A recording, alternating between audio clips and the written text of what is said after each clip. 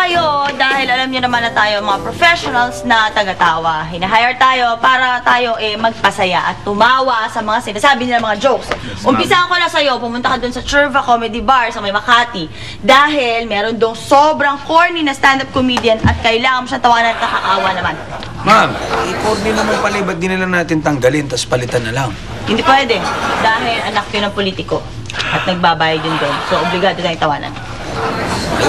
Ngayon, si Eri, si Sam, at saka si Ellen, ang punta nyo dun sa walang kalatoy-latoy at walang kabuhay-buhay na noong time show. Ilalagay kayo sa harapan. Kaya mag-ayos kayo. Kaya kayo ilalagay doon para na siguro mukhang ang saya-saya ng show. Okay? Ngayon, eto ang pinaka-importante. Ikaw, Peach, at ikaw, kayong dalawa, doon kayo kay Senator Otanes dahil ang sabi, magpapatawa siya, meron siyang punchline na ibibigay sa kanya speech, kailangan tumawa kayong dalawa. Galingan nyo. Dahil malaki daw ang bonus na ibibigay sa atin kapag natuwa sa Of course! Saan yung iba, nandito pa sa akin na aralin ko para alam ko kung saan ko bibigay at saan ko ilalagay. Tatawag na lang ako sa inyo. Sige na, go! Let's go, let's go. Come on, guys. Let's do it. Come on.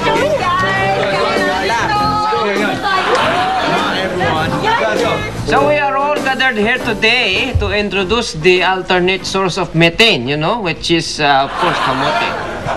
At tatawagin natin yung paglulunsad na yan na Project Kamote. Alam mo, maraming mga research na ginawa ang mga scientists natin tungkol sa kamote, sa pagiging alternate source of methane, At alam mo, parang kinukumplikit pa nila yung mga research nila. Napakadali naman yan. Kung ako, tanungin nyo, halimbawa, gusto nyo ng methane. Hilahin mo yung daliri ko. Ayan. Hinila niya yung daliri ko. So, sana maging successful ang ating project. Sandali lang. Bakit hindi kayo nagtawa? Kayo ba yung taga-Red Alap? Opo. Yes, sir. Yes. Sir, sorry kasi hindi po namin alam kung kailan na ho talaga kami tatawa eh. Oo. Hindi nyo alam? Kailan lalabas Pag dineliver ko yung joke, Ay, sir, hindi namin alam yung kung joke na yun eh. Kailan mo ba kayo nag-joke? yung sinabi ko, pag hinila ng gano'n, yung nakakatawa doon eh. Ayun. Sir, wala po kaming napansin na joke. Kasi po, sir, pag yung pagkaka-deliver po ng joke, maganda. Ay, tumahimik ka na nga dyan. Alam nyo ba ang mga jokes ko galing pa yan sa internet? Doon sa Joke a Day. Kayo ha, susumbo ko kayo sa mga boss ninyo dyan sa kumpanya nung... Ano nga yan? Sa rental lang. Ala, pambihira kayo. Sinisiraan nyo ako, tatakbo pa nga akong president. Hindi, ano po? Tatakbo ako, presidente. Presidente, Oo.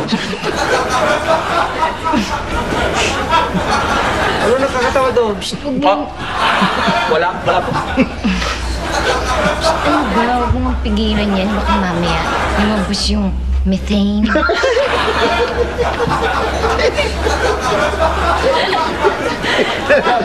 Pinag-usapan kanina sa opisina, yung daw stand-up comedian na hindi nakakatawa. Doon sa Chorba, di ba? Makati!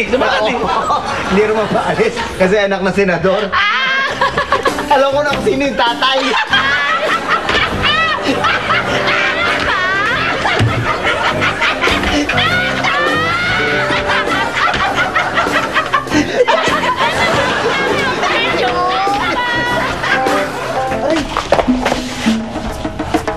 Bakit niyo bihag? Nabalitaan namin na magaling ka daw sa kama. Ibig niyo sabihin, gagawin niyo ang asawa niyo lahat? Hindi. Magpapagawa kami ng kama sa'yo.